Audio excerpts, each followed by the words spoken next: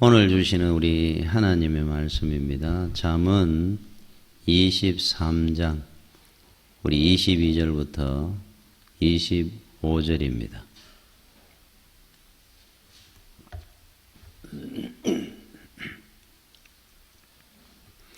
너를 낳은 아비에게 청종하고 내 늙은 어미를 경히 여기지 말지니라. 진리를 사되 팔지는 말며 지혜와 훈계와 명철도 그리할지니라. 의인의 아비는 크게 즐거울 것이요 지혜로운 자식을 낳은 자는 그로 말미암아 즐거울 것이니라. 내 부모를 즐겁게 하며 너를 낳은 어미를 기쁘게 하라. 아멘. 그 주자 10회훈이라고 하는 글에 불효 부모 사후회라고 하는 글이 있습니다. 부모님 살아생전에 효조하지 아니하면은 돌아가시고 난 뒤에 반드시 후회한다 하는 뜻입니다. 사람들은 나이가 들면은 공통적으로 후회하는 한 가지가 있는데 그것이 부모님께 불효한 겁니다. 백범 김구 선생님 일화 중에 아마 여러분들이 많이 알 겁니다. 상해 임시정부의 주석으로 계실 때 어느 날 퇴근해서 집에 오니까 어머니가 시래기국을 이래 끓여 놓은 겁니다. 그래서 그냥 뭐 자연스럽게 물은 겁니다. 어머니, 배추는 어디서 나서 이래 시래기국을 끓였습니까? 아, 시장 나갔다가 버려진 것들을 길에서 주워서 내가 시래기국을 끓였다. 그러니까 이제 김구 선생님이 그냥 우스개처럼 그래도 제가 한 국가의 주석인데 제 체면이 있지 어떻게 주석의 어머니가 시장 길바닥에서 시래기를 주워서 국을 끓여가지고 이래 먹었어야 되겠습니까, 어머니? 야, 이놈 단장 일어나거라.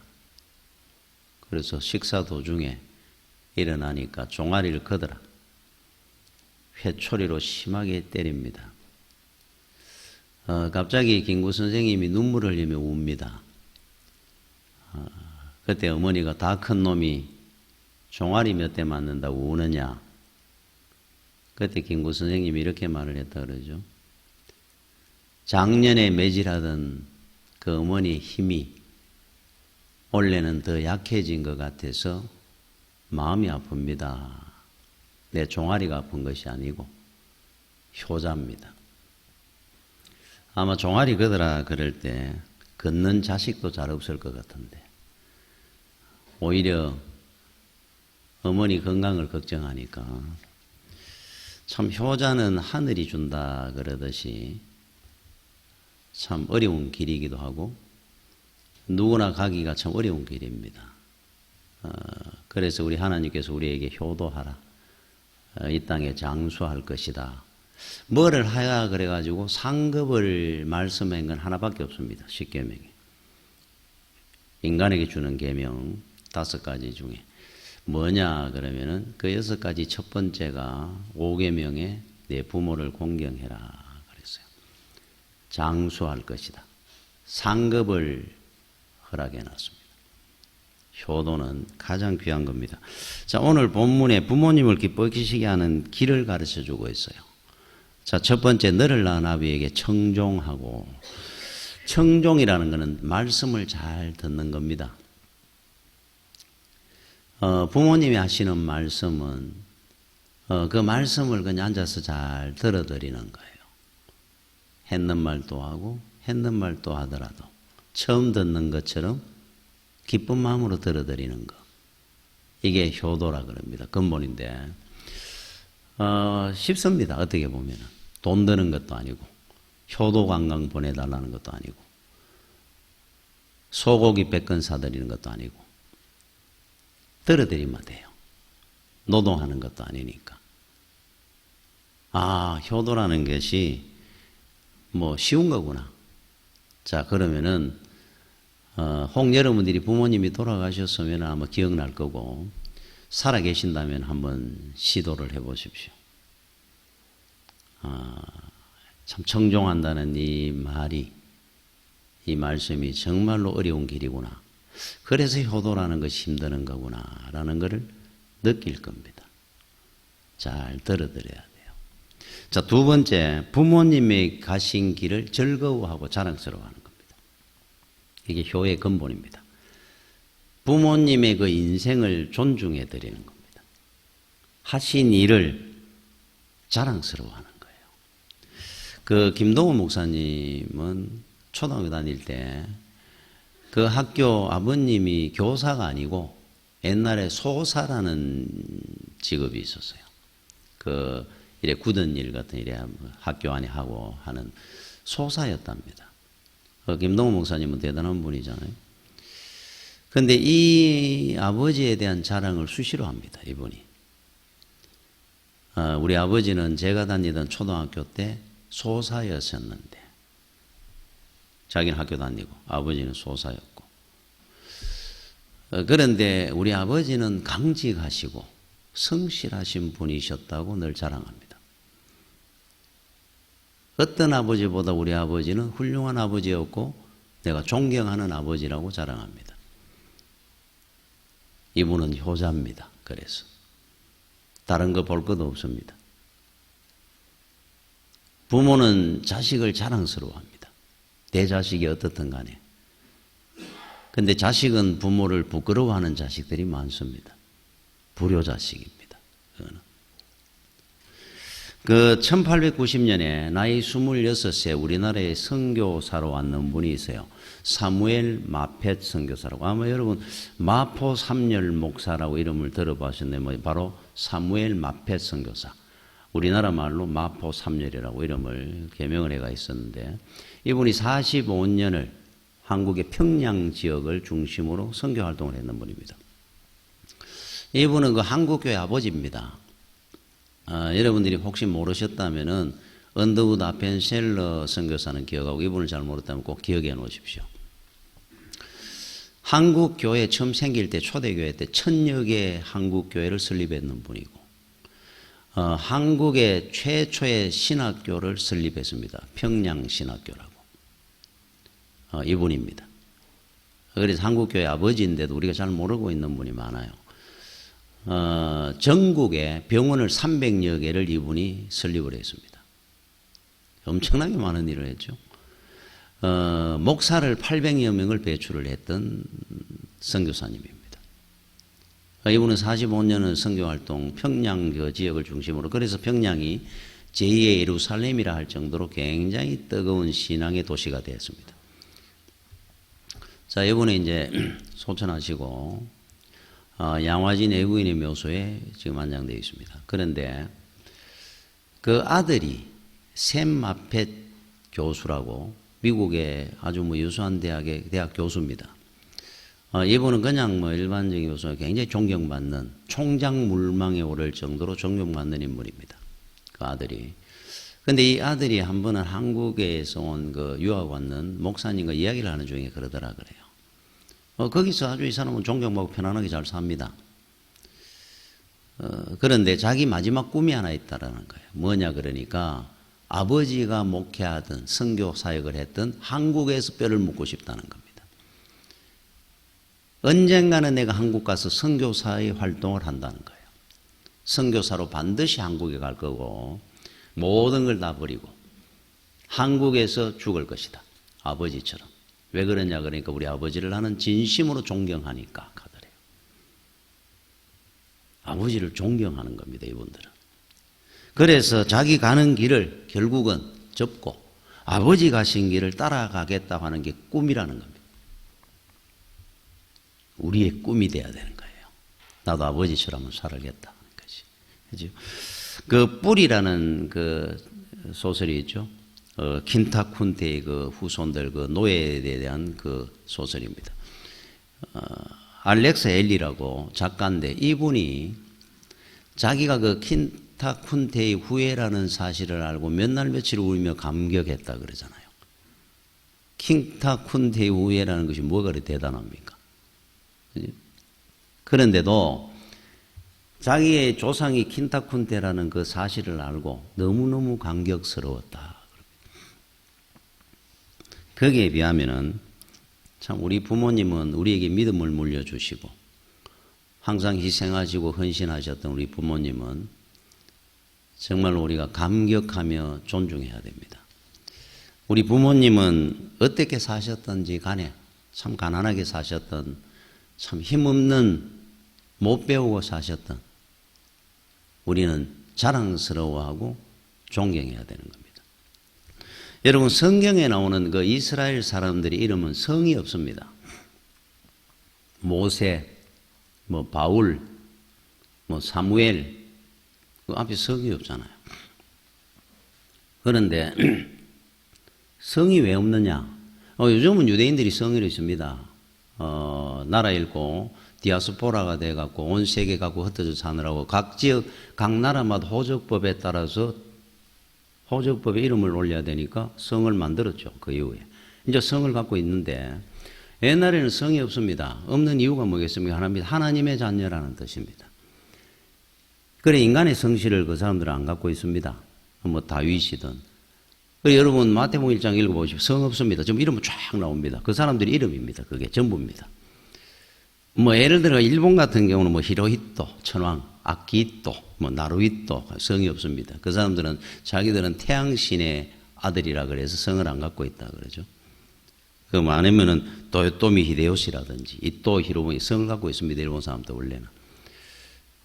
그런 말도 안 되는 뭐 이야기를 합니다만은 유대인들은 하나님의 자녀라고 하는 그 식으로 성을 안 갖고 있습니다. 그러면은 그 사람들을 어떻게 구별하느냐? 출생지로 구별을 합니다. 첫째 방법. 그래서 우리가 잘 아는 나사렛 예수, 가롯 유다, 가롯 사람 유다, 뭐 이런 식으로 출생지를 앞에 붙입니다. 그래서 사람들은 조금 많아지고 이름은 자꾸 번복되니까 이제 출생지로 나누어서 사람을 구별했어요. 뭐 구레네, 시몬 이런 뜻으로. 자, 그러면 두 번째가 뭐냐? 누구의 자식이냐를 가지고 구별을 했습니다. 그 아버지가 누구냐? 그래서 이 출신지로 구별하는 건 이제 단순 구별이고, 그 부모가 누구냐라 가지고 구별하는 방법은 그 사람의 인품이라든지 뭐 신앙 그 자질이라든지 이거에 대한 구분을 더 의식적으로 하는 겁니다. 그거는. 그래서 그 아버지의 그 자식이라 하는 그 의식을 유대인들은 철저히 갖고 있습니다. 그래서 부모가 신앙을 너무 가 있으면 자식은 당연히 신앙인으로 성장할 것이다라는 걸 믿습니다. 그 사람들은. 그래서 그 아버지의 이름 누구의 자식이냐 그거를 아주 중요하게 여깁니다. 그렇게 구별을 하는 방법이 두 가지 있었어요. 그러면은 훌륭한 일 한 자식들은 누구의 자식 그럴 때는 그 아버지가 영광스럽습니다. 그런데 잘못한 일을 한 사람은 누구의 자식 그 아버지 얼굴에 먹칠을 하는 거겠죠. 자, 예를 들면 요한복음 13장 2절에 마귀가 벌써 시몬의 아들 가롯 유다의 마음에 예수를 팔려는 생각을 넣었더니 하면 나옵니다. 자, 여기 보면은 이렇게 나옵니다. 유다를 설명하는데 구별을 하는데 거기 유다라는 이름이 많거든요. 가롯 유다라고 하면 충분합니다. 출생지만 넣어도 가롯 사람 유다란 말이에요. 그런데 굳이 그 앞에 시몬의 아들 가롯 구별하는 방법을 누구의 자식인지 어디 출신인지 다 넣어놨습니다. 그 안에 굳이 다 넣어놨어요. 그래서 출생지 외에 굳이 아버지 이름까지 넣는 이유가 뭐겠느냐? 그건 뭐 뻔합니다. 그 아버지가 어떤 사람인가를 아들을 보면 알 수 있다 하는 뜻이에요. 유추해 보면은. 그러면 가롯 유다의 아버지 시몬은 직업이 뭐냐? 얼마나 오래 살았느냐? 그거 우리가 알 필요 없습니다. 아들을 보면서 충분히 이해갑니다. 뭐 진리든 인간의 도리고 다 버리고 자기 스승을 돈에 팔아먹는 인간이라면은 그 아버지 또한 그렇게 돈밖에 모르는 삶을 살았을 것이다 하는 것을 우리한테 추측해 줍니다. 그러기 위해서 그렇게 넣어놓은 거예요. 자, 두 번째 그런데 반대 인물이 있습니다. 다윗입니다. 그 어린 소년 다윗이 사울왕과 이스라엘 그 군대 몇만 명이 있는 속에서도 벌벌 떨고 있는 한 인물이 있었어요. 블레셋과의 전쟁에서. 바로 골리앗입니다. 키가 2m 93, 입었던 갑옷의 무게가 57kg, 똑제 무게 같은 걸 하나 입고 다닌 겁니다. 창 끝에 쇠 붙었는 창날의 무게가 7kg. 이야, 거대한 산입니다, 산. 이 사람을 15살 먹은 어린 소년이 돌멩이 하나로 쓰러뜨렸습니다.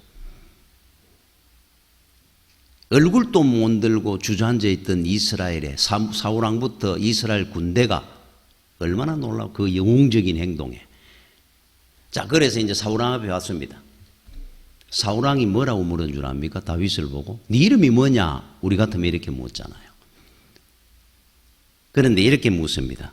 사무엘상 17장 58절에 사울이 그에게 묻되 소년이여 누구의 아들이냐? 이렇게 물었어요. 다윗이 대답하되 아주 은혜로운 장면이 나옵니다. 나는 주의 종 베들레헴 사람 이새의 아들이니이다 하니라. 자기 이름은 안 나옵니다. 이게 사울왕이 묻기를 한 소년이 골리앗을 쓰러뜨렸다 그러니까 불러오라. 앞에 앉혀놓고 너는 누구의 아들이냐? 나는 주의 종 베들레헴 사람 이새의 아들입니다. 자기 이름을 안 묻습니다. 네 아버지 이름이 누구냐? 이렇게 물었어요. 그런데 여기서 여러분 다윗의 입장을 여러분 한번 생각을 해 보십시오. 그 아버지는 나중에 들었을 때 그 영광이 참 엄청났을 겁니다. 그런데 다윗의 입장을 한번 생각해 보십시오. 여러분이 만약에 다윗이라 생각하고 그 장수들이 왕이 보는 앞에 골리앗을 쓰러뜨렸습니다. 너는 누구의 아들이냐 물었을 때 대답을 하는 겁니다. 나는 베들레헴 사람 이새의 아들입니다. 그때 그 자부심이 안 느껴집니까? 다윗이 이 말을 할 때 자기 이름 나는 다윗입니다 할 때보다 더 대단한 자부심이 있었을 것 같아요. 저 같아도. 우리 아버지는 참 신앙인이고 저한테 애국심이나 참 믿음을 물려주신 이새라는 분입니다.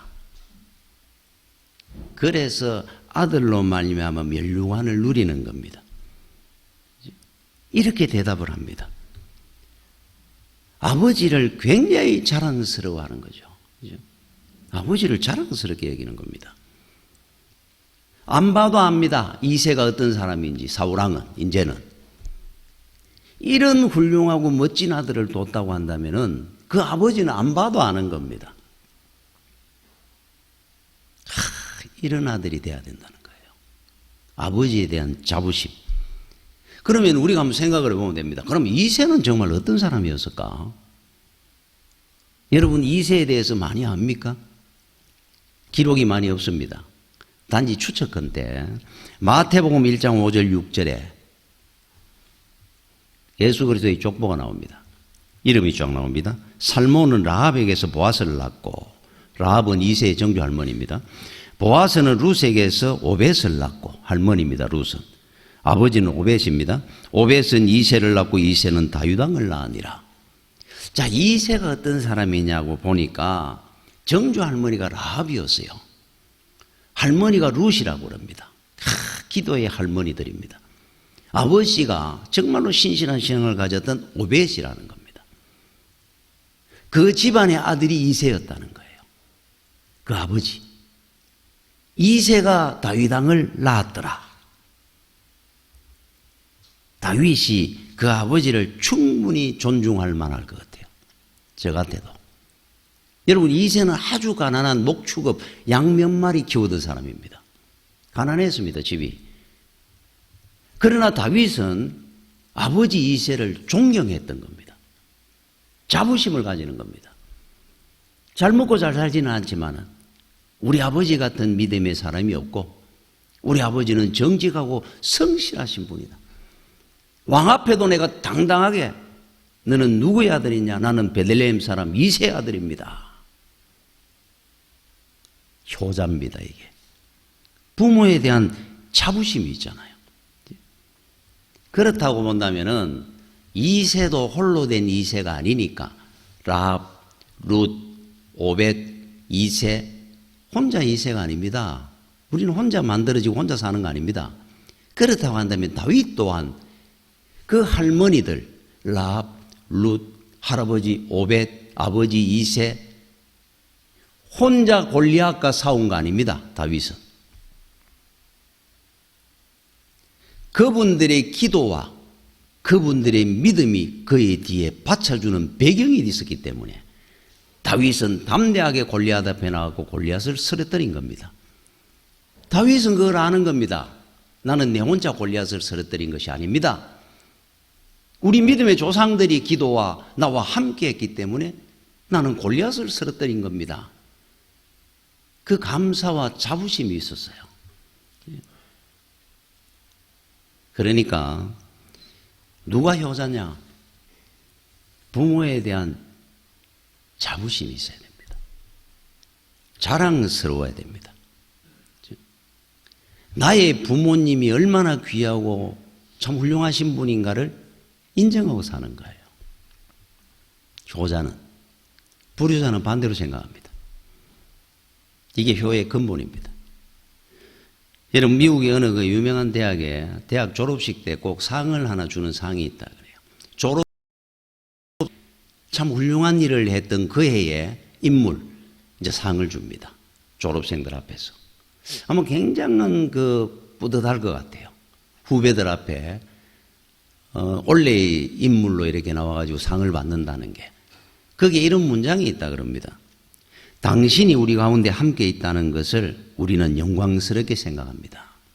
당신이 우리 졸업생이라는 것. 우리와 이 시대에 함께 있다는 것만으로도 우리는 영광스럽게 생각합니다. 하면서 후배들이 주는 상입니다. 그 선배한테. 저는 이 문장을 이래 읽을 때 그런 생각이 납니다. 정말로 당신이 나의 부모님이라는 사실이 영광스럽게 생각합니다. 부모님한테 드리고 싶은 상입니다. 제가. 나의 부모님이라는 사실 그 하나만으로 정말로 나는 자랑스럽고 영광스럽습니다. 그렇죠? 여러분 어느 해장국 집에 애를 셋 데리고 한 아주머니가 남편 아침에 눈 뜨면 일하러 가고 탁자 두세 개나 하는 조그마한 해장국을 끓여서 팝니다. 애가 셋입니다. 5살, 3살 하나는 지금 엉덩이에 업고 있습니다. 손님이 한 분 와서 보니까 너무너무 고생을 하는 것 같아요. 해장국 끓여서 파는 것도 힘드는데 애를 하나는 덩치 없고 하나는 어머니 치마 자르자고 비틀거리며 따라다니고 하나는 저쪽 구석에서 혼자 장난감이라고 한 적은 노는데 그 좁은 식당에서 개들을 키워가며 장사를 하는 겁니다. 그래서 손님이 해장국을 시켜놓고 이래 반찬을 놓고 해장국을 갖다 주는 그 아주머니한테 물었습니다. 참 고생이 많으십니다. 그런데 이 세 아이 중에 제일 사랑스러운 애는 몇째입니까? 이래 물은 거예요. 그러니까 그 아주머니가 그러더라 그럽니다. 아무래도 마지가 제일 마음이 가겠지요.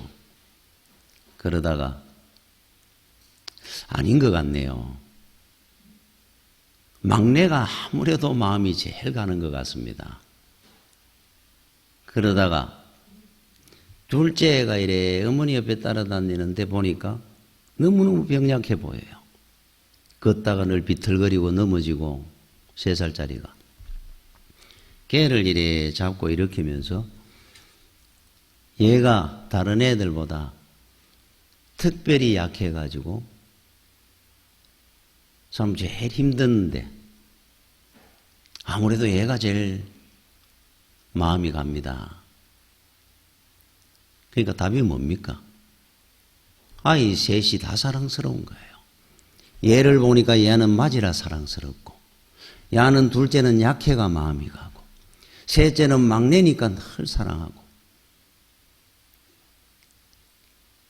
그래서 제가 그러지 않습니까? 부모는 자식을 부끄러워한 자식이 없습니다.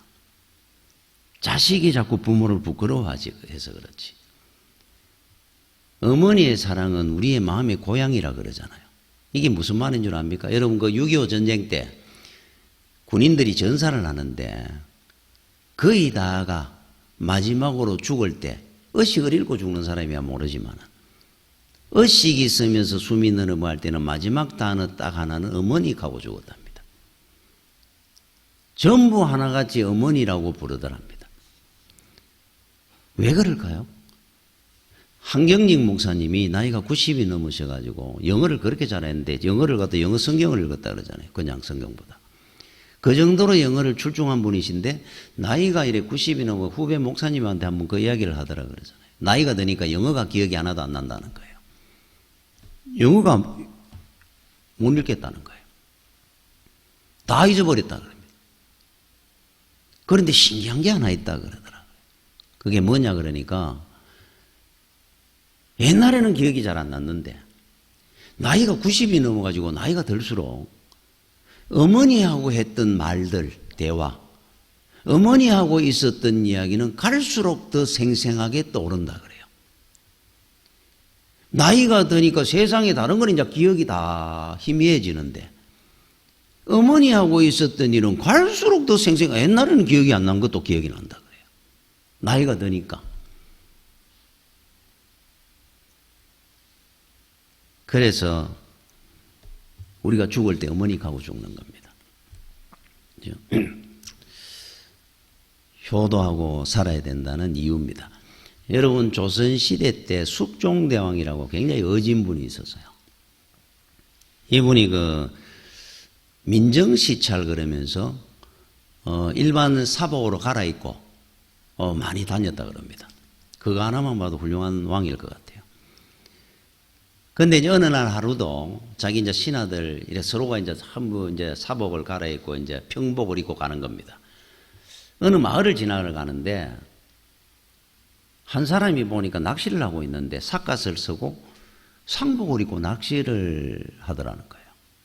뭐 초상을 당해가지고 있었던 사람인데 그래서 숙종대왕이 지나가다 이래 보니까 무슨 사연이 있었어야 되나? 안 그러면은 상을 당했는 사람이 낚시를 할 수가 없지 않습니까? 그래서 신하에게 가서 사연을 한번 물어봐라 그래. 물어보니까 예, 제 아버님이 어제 돌아가셔가지고 이 상을 치르는 중인데 어머니가 몸이 워낙 쇠약해가지고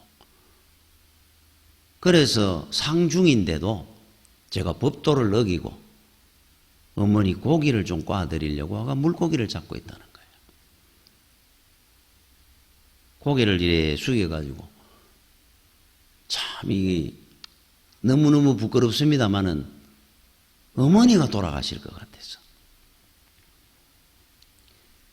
그래서 임금이 듣고는 많은 재물이나 이런 상을 줬다 그래요. 효자구나. 그리고 나니까 이웃 마을에 진짜 불효자식의 이야기를 들은 겁니다. 소문을 들은 거예요. 이야, 나도 그래가지고 상을 받아야 되겠구나, 임금한테. 그래서 몇 달째 상복을 입고 강에 낚시를 하고 오는 겁니다. 언젠가 임금이 지나가겠지. 진짜 아니라니까 두세 달 뒤에 숙종대왕이 마침 또 거기를 또 지나가다가 본 겁니다. 상복을 입고 낚시를 하고 있는 겁니다. 저 사람은 왜 그런지 한번 알아봐라. 물어보니까 똑같이 이야기를 해요. 집에 아버님이 돌아가셔가지고 그래서 어머니가 워낙 쇠약해가지고 물고기를 좀 꽈드리려고 낚시를 하고 있습니다. 야, 이 동네는 진짜 효자가 많구나. 상을 줘라. 근데 신하가 보니까 이해가 잘 안 갑니다. 이상하게 보이는 거예요. 나중에 따라가서 보니까 아버지는 벌써 옛날에 돌아가셨고 어머니가 고기를 잡아오니까 야, 이 부로막 심한 놈이 오늘따라 웬 물고기를 잡았느냐? 그러는 거예요. 뒤에서 들으니까. 그러니까 웃으면서 임금에게 상 받으려고 내가 물고기 잡았지. 그러더니만 물고기를 툭툭 해가 끓이더라는 겁니다. 그래도 이제 어머니 드린다고 어찌됐든 상을 이만큼 받아놨으니까. 그래 집에 와가지고 임금한테 보고를 했습니다. 아주 나쁜 놈입니다. 일부러 흉내를 내가지고 임금님을 속였습니다. 곤장을 쳐야 될 인간이라고. 그때 숙종대왕이 그랬다 그럽니다. 효도는 흉내만 내도 상을 줘야 된다. 그냥 둬라. 그러고 갔다 그래요. 상을 주고. 여러분 흉내라도 내야 되는 겁니다. 효도는. 내가 하기가 힘들면 누가 그렇게 하더라 그러면 한번 따라해 보기라도 해라는 말이에요. 그러면 만왕의 왕이신 하나님께서 상을 줍니다. 여러분 가이드 포스트에 제리라는 한 청년 이야기가 나옵니다. 이 청년은 그 미식축구 선수입니다. 대학에. 그런데 나름대로는 열심히 성실하게 훈련을 하는데도 늘 후보입니다. 4학년 졸업할 때까지 시합을 주전으로 한 번도 못 나가봤습니다. 3학년이 되고 4학년 되고 후배들은 주전으로 나가 시합을 뛰고 하는데 늘 뒷바라진하고 이제 4학년 졸업할 때가 됐는데 마지막 시합 하나 남았습니다. 한 번도 못 뛰보고 이제 나는 졸업을 하는구나. 시합 이틀 전에 아버지가 돌아가셨어요. 연락이 온 겁니다. 그래서 이제 감독한테 가서 아버님이 돌아가셨다고 가야 된다고. 그러니까 뭐 시합 나갈 애도 아니니까. 그래서 감독이 가거라. 가서 너는 시합 안 나가도 되니까 끝까지 마무리 잘하고 잘 치르고 오너라. 그리고 보냈습니다. 시합은 내일 모레인데. 근데 하루 만에 왔어요. 아직 장례식 중인데. 그래서 너 왜 벌써 왔느냐? 감독님의 소원이 하나 있습니다. 뭐냐? 주전으로 한 번만 나가게 해주십시오. 내일 시합에. 야, 아버지, 저 장례식인데 와가지고 뭔 시합을 한다고 왔느냐? 꼭 부탁 한번 드리겠습니다. 한 번만 시합 뛰게 해달라고. 그래서 감독이 보다가는 마음에 안 됐잖아요. 아버지 장례식인데 와가 시합 한번 나가고 싶다고 저렇게 통사정을 하니까. 그래 속으로 생각한 겁니다. 5분만 넣었다가 배가 교체시키면 되겠지 뭐. 저렇게 소원하니까 내보냈어요. 이야, 얼마나 열심히 잘하는지. 제가 저렇게 실력이 있었나 깜짝 놀랐습니다. 빼려고 교체를 하려고 그랬는데 교체할 틈이 없어요. 방방 납니다. 끝났습니다. 주전으로 한 게임을 다 뛰었어요. 야, 너 놀라웠다. 어떻게 네가 이렇게 잘할 수 있었느냐? 그때 이런 이야기를 합니다. 우리 아버지는 젊으실 때 사고로 시력을 잃어가지고 제가 중학교 때부터 미식축구를 하는데 한 번도 제 시합을 못 봤습니다. 근데 이번에 돌아가셔가지고 제가 가서 가만히 생각해 보니까 제가 시합 뛰는 걸 한 번도 못 봤고 훈련하는 것도 한 번도 못 보셨는데 시합도 못 나가봤지만은 이제 돌아가셨으니까 볼 수 있을 거 아닙니까? 하늘나라에서. 아버지 보실 때 내가 졸업하기 전에 시합 한 번만 뛰어가지고 아버지한테 한번 보여드리고 싶었습니다. 그 마음으로 뛰다 보니까 정신없이 뛴 겁니다. 아버지가 보고 계신다. 한 번도 그동안에는 아버지가 본다 생각을 안 하고 살다가 초인적인 힘이 나와가지고 뛴 거예요. 여러분, 우리는 늘 후회를 하죠. 살아계실 때 효도를 잘 못했다고. 효도하려고 하니까 돌아가셨다 그럽니다. 늘. 여러분, 효도할 수 있는 길이 있습니다. 이제는 효도를 하고 싶어도 못한다 그럽니다. 아닙니다. 할 수 있어요. 부모님이 원하던 그 뜻과 마음을 가지고 성실하고 정직하게 믿음 안에 살면은 여러분 지금 또 효도할 수 있습니다. 부모님은 지금 보고 계시니까 여러분과 함께하고 계시는 그 부모님에게 얼마든지 여러분은 지금도 효도할 수 있습니다. 살아생전의 모대가 이제는 하려고 해도 못합니다가 아니고 지금부터 얼마든지 할 수 있어요. 부모님의 뜻을 생각하고 살아보십시오. 그게 효도하는 겁니다. 잠시도 안 놓치고 이제는 여러분을 볼 수 있어요. 우리 부모님은. 옛날에는 부모님이 여기 계시고 내가 멀리서 못 보시기도 했지 몰라도 이제는 여러분들이 언제 어느 곳에 있든지 부모님은 다 볼 수 있습니다. 원 없이 효도할 수 있습니다. 이제는. 여러분 다윗이 2대 왕이 됩니다. 아까도 얘기했지만은 베들레헴에서 양치기 소년이 그 가난한 집안의 아들이 하나님의 은혜로 왕이 된 거예요. 왕이 돼가지고 왕궁을 거닐다가 어느 날 보니까 그 당시에 성전이라고 장막으로 천막으로 그러면 천막 안에 법궤가 있고 성전이었거든요. 이스라엘이 출애굽해가 나올 때 광야에서 이동해 다녀야 되니까 건물 성전을 못 짓지 않습니까? 그래서 장막으로 씌워놨거든요. 이게 다윗까지 온 겁니다. 다윗왕까지. 자, 자기는 왕궁에 있는데 어느 날 밖에 이래 내다보니까 시커먼 펄럭펄럭거리는 데 보니까 장막이 하나 있는데 그게 성전입니다. 이야, 내가 하나님 앞에 이렇게 불효막심하게 살았구나. 그래서 나단 선지자를 불러가 나는 성전을 짓겠다 그랬습니다. 정말로 아름다운 성전을 내가 지어드리겠다고. 나단도 너무 기뻤습니다. 그런데 나중에 그날 밤에 하나님이 나단 선지자에 찾아와 안 된다는 거예요. 전쟁터에서 피를 너무 많이 흘린 손이니까 그 손으로 성전을 지을 수 없다 결정이 납니다. 그 대신에 다윗의 아들에게 성전을 짓도록 내가 허락할 것이다 그랬어요. 다윗이 그날부터 뭐 했는 줄 압니까? 아들이 나중에 솔로몬이 짓습니다. 그래서 솔로몬의 성전 그럽니다. 예루살렘 성전을. 여러분, 솔로몬의 성전이라는 이름으로 우리가 부르는데 그것은 원래 정확한 단어가 아닙니다. 왜 그러냐면은 이 이야기를 다윗이 듣고 그날부터 다윗이 뭘 했느냐 하니까 내 아들이 성전을 지을 수 있도록 철저한 준비가 시작됩니다. 여러분, 예루살렘 성전은 솔로몬이 지었지만 설계를 다윗이 했습니다. 아주 치밀한 설계를 해놨습니다. 다윗이. 심지어 모든 물자, 재료, 자금 다 준비합니다. 다윗이. 솔로몬은 짓기만 하면 되도록. 심지어 안에 기구들, 이런 기구들도 다 도면에 그렸습니다. 다윗이. 그릇 하나, 촛대 하나도 다 그렸어요. 완전히 다 해놓고 다윗이 죽는데 죽을 때 솔로몬을 이제 왕으로 세워놔놓고 불로 앉혀놓고 유언을 합니다. 유언하는 내용이 역대상 22장 14절에 16절까지 다윗이 얼마나 많은 걸 준비해놓고 죽느냐 하면은 내가 환난 중에 여호와의 성전을 위하여 금 10만 달란트와 은 100만 달란트와 녹과 철을 그 무게를 달 수 없을 만큼 심히 많이 준비하였고 평생을 준비한 겁니다. 큰 제목과 돌을 준비하였으나 너는 더할 것이며 또 장인이 내게 많이 있나니 곧 석수와 목수와 온갖 일에 익숙한 모든 사람이니라. 금과 은과 녹과 철이 무수하니 너는 일어나 일하라. 성전 지으란 말이에요. 여호와께서 너와 함께 계실지로다 하니라. 마지막 유언이었어요. 다윗이. 그러나 여러분 한번 생각해, 다 해놨구나.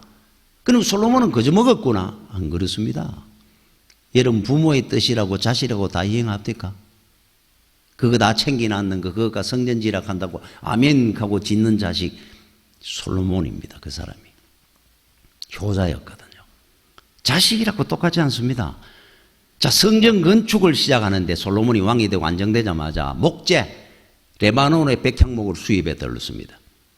본격적으로 성전을 짓는데 벌목공, 나무를 하는 사람이 3만 명, 채석공, 돌을 따듬는 사람이 8만 명, 그 다음에 일반 인부, 지고 나르고 하는 인부가 7만 명, 감독관이 3,300명, 도합 18만 3,300명이 붙어가지고 성전을 지었습니다. 몇 년을 지었느냐? 7년을 지었습니다. 지금 생각하니까 여러분 매일 한 20만 명 되는 18만 3,300명 그러니까 적게 보입니까? 옛날에 우리나라 지금 서울이 몇 명입니까? 1,000만이 넘습니다. 옛날에 조선시대 때 한양 때 몇 명 되었을 것 같아요? 20만 30만 되겠습니까? 그때를 비유를 한번 생각해 보십시오. 예루살렘 인구가 몇 명 같았을 것 같아요? 10만? 20만 명 거의 되는 숫자가 붙어가 7년을 온 나라가 국력을 다 쏟아부은 겁니다. 전국에서 다 모인 겁니다. 7년을 지어낸 거예요. 그래서 이름을 솔로몬의 성전 그러죠? 그렇지 않습니다. 다윗 아버지와 아들 솔로몬의 합작품의 성전입니다. 이 성전은. 다윗과 솔로몬의 성전이라 불려야 됩니다. 원래는. 지은 사람은 솔로몬이지만. 부럽지 않습니까? 그래서 죄 짓고 잘 사는 가정을 여러분 부러워하지 마십시오. 어렵고 힘들면 어떻습니까? 다윗의 아버지 이새는 가난한 집안의 아버지였는데도 그 아들 다윗이 자랑스럽게 이야기하는 거 보십시오. 사울왕 앞에서 나는 베들레헴 사람 이새의 아들입니다. 그 자부심, 이런 집안이 돼야 됩니다. 부모와 자식 사이는.